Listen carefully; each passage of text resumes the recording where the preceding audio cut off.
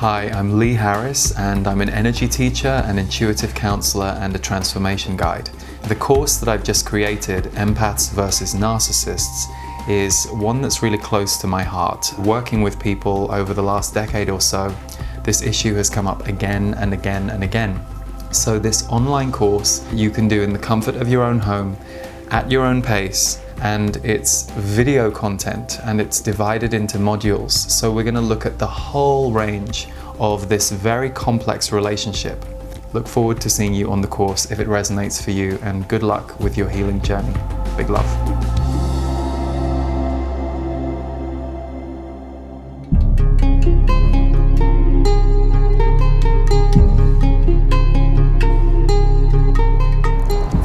Hi everyone, welcome to the energy update for March 2018 and welcome to Portland. I've been here for a couple of events this past weekend, and so it's nice to get to film an energy update from wonderful Portland, Oregon for you.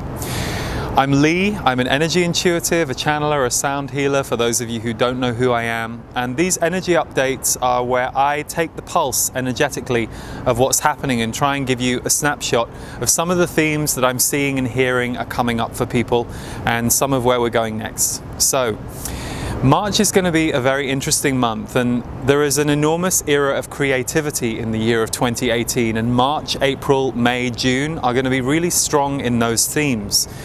One of the big things that came up in this recent weekend that I just held, the Energy Mastery experience, was the end of the era of people pleasing.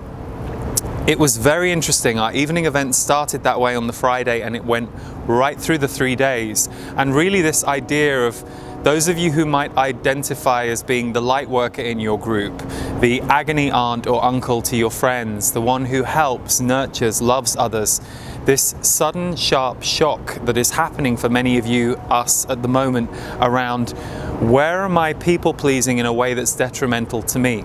So let's just break it down. When we people please, we are putting the comfort, the desire, or the mood of another person above our own desire or need.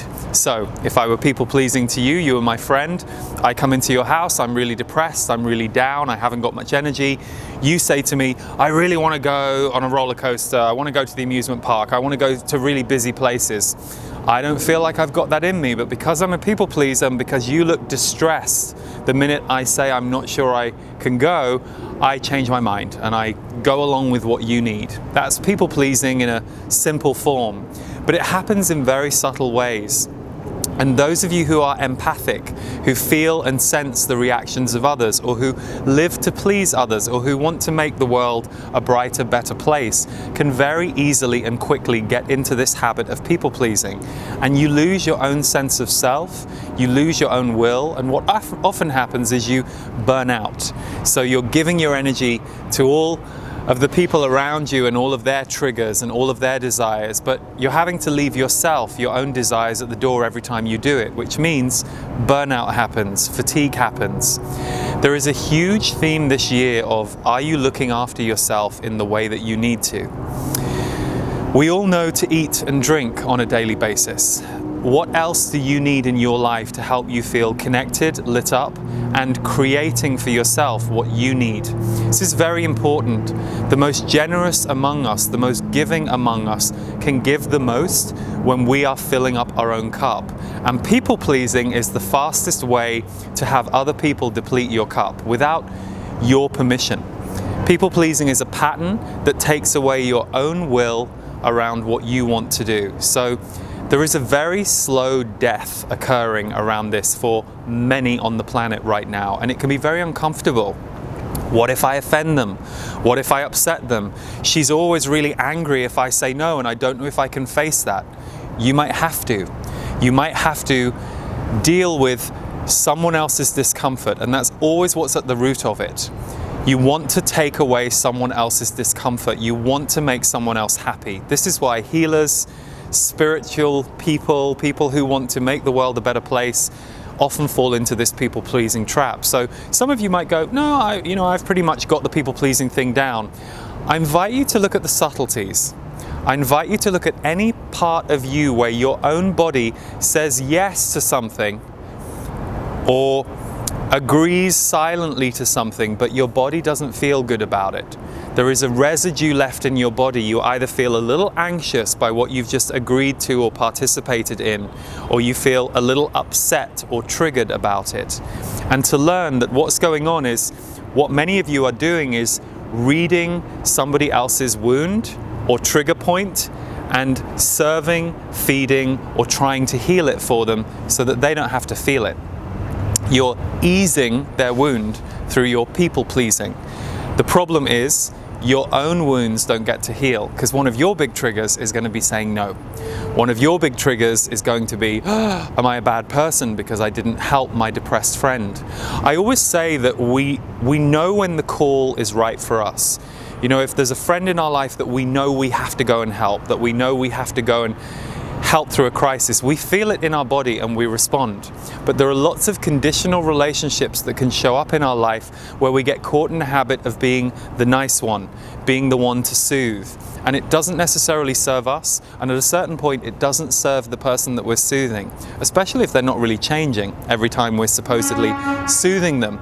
You want them to grow beyond their suffering, and you're trying to help them grow beyond it by just stroking them, rather than saying to them, hey, I think you should investigate this a bit more deeply. I can't help you right now because I'm so tired, I need to go home. And if they don't respect you saying no, they don't respect you. You're in a conditional relationship. They're not seeing your well-being as important as they are your service to theirs. And that's really important to see. And you don't have to get into blaming that person. You don't have to get mad at them. You don't have to freak out at how awful a person they are. Any relationship dynamic that we're in, really the best thing we can ever do is take care of ourselves in that dynamic and not spend time judging the other person or assuming who they are with everybody else just because of how they're showing up with us. So that's a really important thing to pay attention to, and that's going to be coming up in a big way for many of you at the moment. The other aspect that I wanted to talk about this month is conflict energy, and how conflict energy is really strong on the planet right now. This divide and jagged edge between dark and light can be very triggering. We look at the recent movements around Me Too and Time's Up. It's essentially a human rights movement to me, and a movement that has been going for a long time but is having a real moment in the spotlight right now, and that can be very emotional for everybody, women and men. So that's just one example of where our world is going through a very deep emotional healing period, and it's intense, it's jagged, and that's why we have to look after ourselves in these times. You're going to need to be very introverted some days, and then your extrovert will come back a few days later. So really be okay with your own changing identity, because all of our identities are changing. And it can be very tempting to go, well, I used to be able to like heal everybody and go out to parties, and I just can't do that anymore. And as soon as we accept the changes that we're experiencing, everything shifts for us. While we fight the part of us that feels different, or the part of us that we don't recognize, we get caught in a battle with our old identity and trying to hold on to it. It's time to change for all of us. And as we embrace this, there are going to be days where we don't fully understand it, where we're not quite sure what's happening. And that's okay. That's part of the dissonance of our world right now. That dissonance is showing up a lot in many ways. It's showing up in people's arguments, people's judgments, people's fears, anxiety. So there's a very dissonant energy that keeps moving around the planet at this time, and that's not a this month thing, that's a these current years thing. Therefore, for most of you, there's going to need to be a renewed focus on, yes, how do I look after myself? What do I need for wellness? What do I need for balance? What do I need for joy? How do I find laughter? How do I find community? But most importantly, what am I creating? What do I want to create next? Creation is such an important act for all of us as a stabilizing factor. You could sit and write a poem for 5 minutes. You could doodle on a pad. You could make an incredible meal. You could decide to walk a different way to work than you normally do, just to break up and change your patterns and create something new in your life. The one thing that this time is doing for so many on the planet is making people hit grief and mourning for the way things used to be. And we have to forward focus. We have to recognize this is a time of innovation evolution as much as it is a time of dissolution. And if you focus on the dissolution, you'll get caught under that wave. If you give time to rest and well-being, your sense or your depression or your desperation around dissolution will start to change as you fill up again, and then you'll be able to go this way and create. The world needs you. It needs every single one of us. Doesn't mean you have to run out there and save the world. You might just be working with your child right now, or the person in your life that you're looking after. You might be somebody who's talking to and affecting thousands every day. It doesn't really matter, it's just numbers. What you need to feel is alignment with your purpose, and that's coming online in a huge way for so many of us right now. And it can be a little scary, it can be very exciting, but innovation is where you want to focus. So if you tend to your needs, tend to your well-being, check you're not people-pleasing, and ask yourself, okay, I'm changing, the world is changing, my identity is changing, what do I want to create next? Write a few things down on a piece of paper so you can see your desires written down in front of you. It's very activating to do that. And focus forward, because there's a lot that's coming on our planet and in your life that is going to surprise you in a really nice way. So don't just focus on the negative where they want us to. It's time for you to really focus forward. And that's really what the energy of this month is all about. So thank you for being with me this month. We have some great things coming up in the next few months that I would love to share with you. At the end of this video, in just a moment or two, I'm going to play you a clip from my new MP3, which is called Light Warrior. You are needed and now is your time. It's a channeled message and a sound healing recording that was recorded in Portland this past weekend. And it's really an invocation as to how to live in these times. And especially if you identify with being a light worker, this is the upgrade to how do you be a light warrior in these times. Because that's really what being in the trenches is all about right now, and how we bring light to the world. So you'll enjoy Light Warrior. If you're in the portal, our monthly members club, you will get that recording free. And if not, it's in the store. We have a few great events coming up. If you catch this right at the beginning of March, I'm going to be in Austin for the Conscious Media Festival, March 2nd to 4th. I'm one of the keynote speakers. It's going to be a great event, so please do come join. And then in April, we have Santa Fe Energy Mastery Experience. And at the end of April, we have Impact the World, which is my 5-day training for entrepreneurs, change makers, and healers as to how do you take your career, your work, your message to the next level. And last but not least, we will be in Boone, North Carolina with a 5-day retreat, Soul Mastery, and that's at the Art of Living Center, a stunning sacred place up in the trees. So if you feel to join us for any of those, we'd love to be with you, and I'll see you in the portal for the next Q&A in a few weeks' time. But thank you very much for tuning in today. Big love, everybody. Look after yourselves and each other. And here's the audio preview of Light Warrior.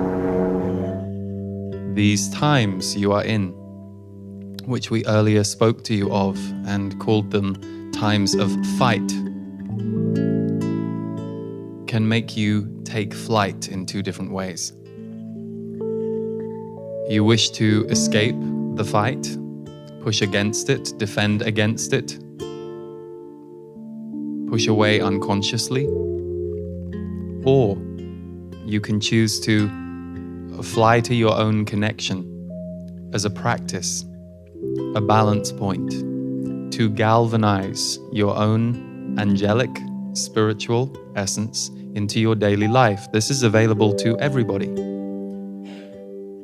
Essentially to reconnect to the all that is everywhere, everything, in everyone.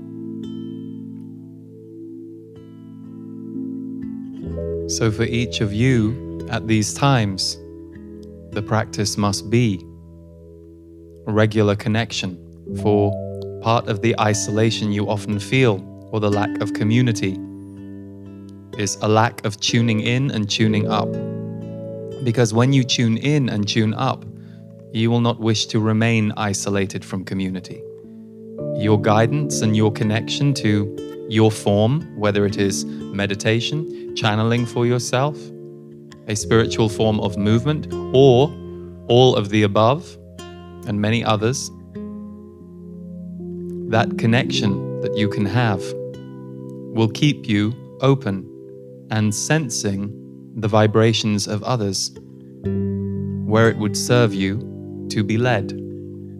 So those others you can connect with, those others you can be with, those others you can spend time with, and have your frequency remain unaffected in the negative, or better yet, enhanced. It makes everything far easier for all of you on this planet, but it is not written into the codes of your society. In fact, it was written out. So there are those of you who are seekers, teachers, healers, leaders. You bring this energy of connection to others, but you need to feed on it even more in these times.